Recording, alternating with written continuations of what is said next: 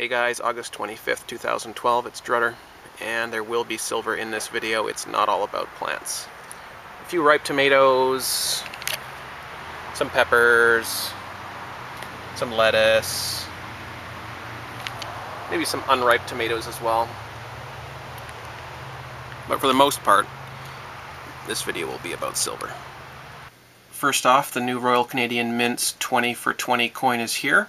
It is called Farewell to the Penny, and as you can see, here is a copper penny being melted down by the mint to get the copper back, take that copper back from the people and give them digital cents in return. No, I'm just kidding, that's not what it depicts. I think it's supposed to be a couple of leaves landing on water, but to me that looks like a penny being melted down.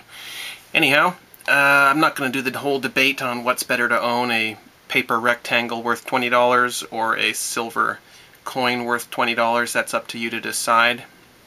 Although remember, a few weeks ago the mint said that these are actually not spending money, they're face value, and they are Canadian currency, but they're not spending money, a new term that they just suddenly magically came up with. So you can't actually spend these, but on the brighter side, you can go on eBay and sell them for like 35 bucks each. So they are worth more than $20 to the collectors, and there's only a certain number of them made, and they're quite nice. And if you put in the code Toronto1, I'll put it in the box down below so you can see how it's spelled and whatnot. You got to put a capital T, and then there's no space, and the 1 is a number 1. You get free shipping within Canada. So check out that if you're interested in the 20 for 20s. Notice here it says you get a 100% money back guarantee. That doesn't make any sense to me because it should be a 100% currency back guarantee. This is the money here. They'll give you your currency back if you don't want the money. Anyhow, moving right along. This is from the Vancouver Sun. It's one of the 2 major newspapers in British Columbia. This is the lovely Vic Toews, I think he likes to be called. I think it's spelled Toes, but he likes to be Vic Toews. And he is public safety minister, so he's in charge of doing everything basically to make sure that Canada is as unsafe for the citizens of Canada as he possibly can. This one is an announcement that says that the RCMP, which is basically Canada's police, has the approval now from Vic Toews and Harper to use torture-tainted information. It's quite scary to read, but if you were from Canada, you may want to check that out. I'll put the link down below. I get asked quite a bit, what's better, gold or silver? And I also get asked a lot, what's better, coins or bars? And I've done a lot of talking about that in past videos, so if you're really interested in my opinion on that, you can go and search my channel and find those videos and have a look. I'll give a quick summary now, which is that I think both are good, gold and silver, and I think both bars and coins are good as well. So I have a little bit of gold, I have a little bit of silver, and I have a little bit of bars, and I have a bunch of coins. I have more coins than bars, but that's not because I think that coins are better. It all depends on who you are as an investor. When are you going to be moving back out of metal into something else, or are you at all? How are you going to be storing it? How much at a time can you buy? Where are you buying? Where do you live? There's a lot of factors, and it would take a whole video to do it, but I will say I do like both bars and coins and rounds, and I like gold and silver pretty much equally. I think they're both money, and well, I know they're both money, and I'm not worried about owning either of these stores of value. This one here is a Rooster Privy Maple from 2005. Sort of a nice frosted finish on it. I don't really usually go for numismatic coins. This one's got a premium above spot. I don't tend to do that very often, but I managed to find it one day in the same bin as all the other maples, and he said I could have it for the same price, so I scooped that one up. But normally I just go for whatever is the cheapest in terms of amount of metal for the price. I've never had a chance to read this entire book in entirety, and I'd like to do that. I prefer to read the physical copy if possible, and I wouldn't mind having one on hand so I can loan it out to people and whatnot, or just have it sitting on the coffee table when someone comes over and so forth. I've checked in the bookstores and the libraries here, and there are no copies available in the Vancouver area, absolutely none. And I'm not going to pay full price for it online, so if anyone knows where I can get a used copy perhaps, or if someone has a second copy they'd sell me one cheap or whatever, I'm interested, and just please let me know. This is a great chart. Check this out. This is the weekly chart on goldprice.org. I'll put a direct link to the chart down below and you can fiddle with it. Every chart site is different, and this one is a free site, which is always good. And what I like about it so far that I'm using it is it has a lot more time scale options than the other charts do. Usually it's just 15 minutes, 1 hour, 5 hours, daily kind of thing. This also has weekly and monthly, which is really nice for looking at trends in things like silver and gold, which you have to go further back to see the real trend.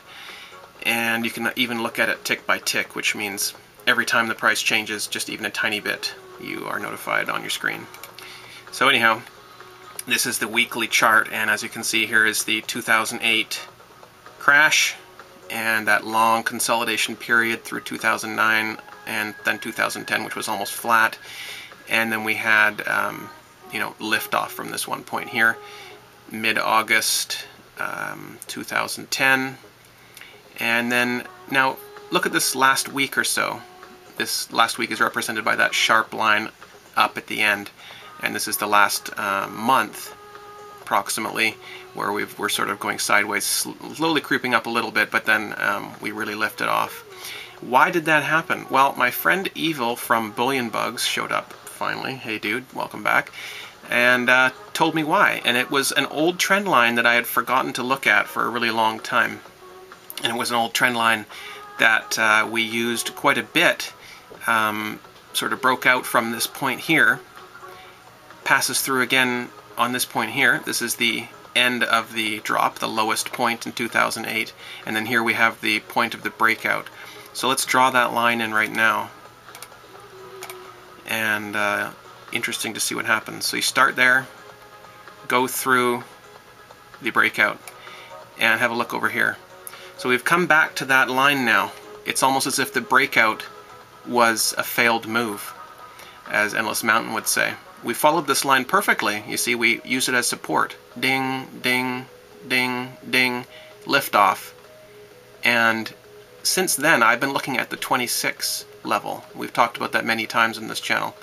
I don't like how this jumps around like that, but we came back to 26 here, then we came back to it here. It doesn't show it because this is a weekly chart, but we came back to it here, we came back to it here, we came back to it here, then here, then here, and now we've lifted off. So it's the 26 level. Oh, that's weird when it does that.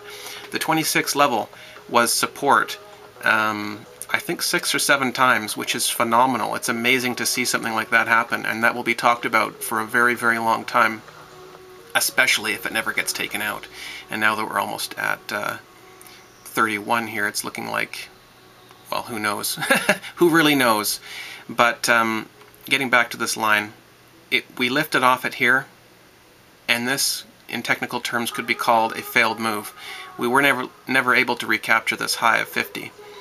And we've had to come back now to this line, and we hit it a couple of times, and then look, we lifted off again. So it's looking almost like this again.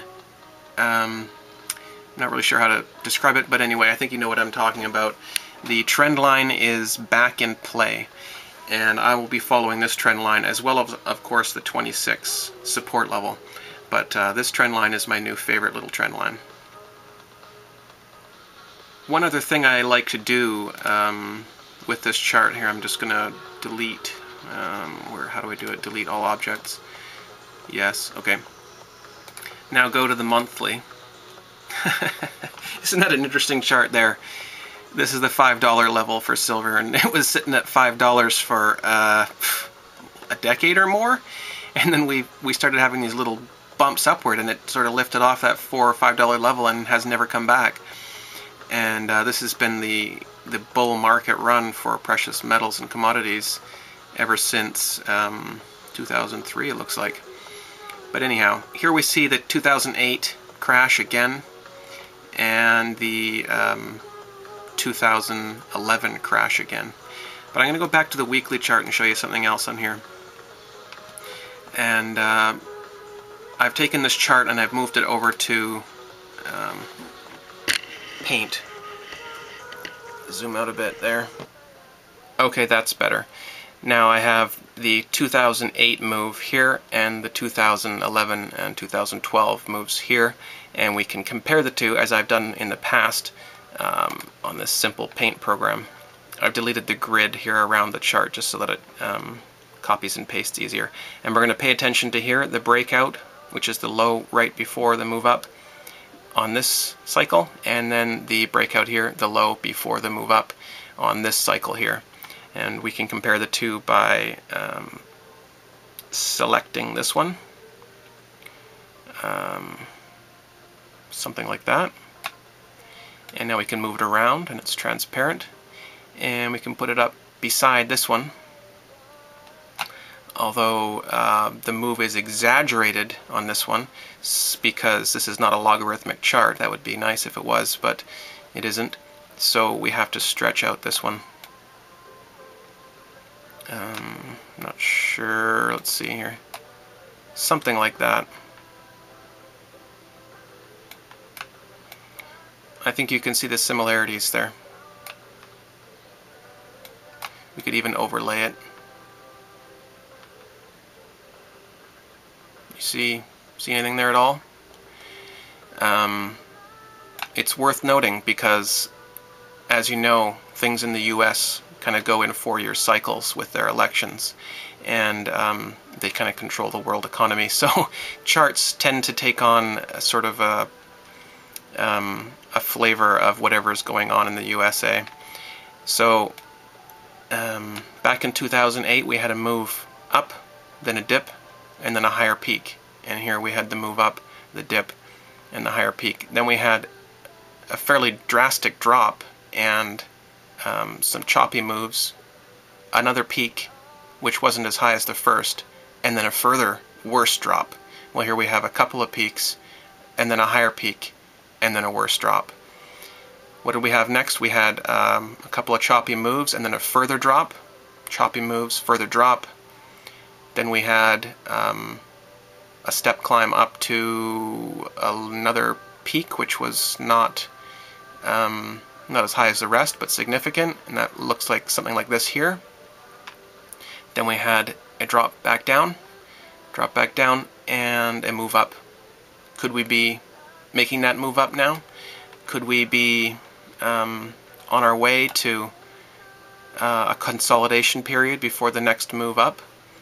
Don't know, but I think that the similarities in this chart are too blatant to ignore, and my software is not as good as it should be for analyzing this. Obviously someone else can do a much better job and probably already has, but there you go. I think you can see that. Thought I'd bring that to you guys. Well, that's it for today. I hope that you've learned something or were entertained. If not, please give me a thumbs down just to let me know that I wasted your time, and I will be talking to you again soon. Keep stacking. I'm not trying to waste your time, but I do need to mention this because I just noticed it when I was looking at my chart after I finished putting together the last video, so that's why it's appearing at the end. Now, this is the 2004 peak, which at the time was quite significant, up from 4 to 8 and then back to 6. This is the 2008 peak, which was also a similar move, and here is the 2011 and 12 peak. So this cycle has repeated now at least 3 times. If we go back to the 2004 one, we can draw in a line from the low after the drop here. Where's my tool? From here to the breakout point, right before the next move up. And ironically, or coincidentally, but maybe not coincidentally, it passes right through the low after the next cycle. So from the low after this cycle to the breakout, passes through the low of the next cycle. And that trend line has never been broken. But you can do it again from the low after this cycle to the breakout of the next cycle. And it ironically, or coincidentally, or perhaps not coincidentally, passes through the low after this cycle. Well, is it the low? We don't know that yet. This says it is. If the pattern is continuing to repeat, we don't know that it is or not. But if it is repeating, then this line will not be broken. And this is the low. Another thing this says is, if this pattern continues, the next peak, I haven't worked out the exact math, but the next peak could be as high as $150 to $200 and could happen as early as 2013. We don't know, but it's an interesting chart, a pattern that's been repeating, and something to keep our eyes on. Talk to you guys soon.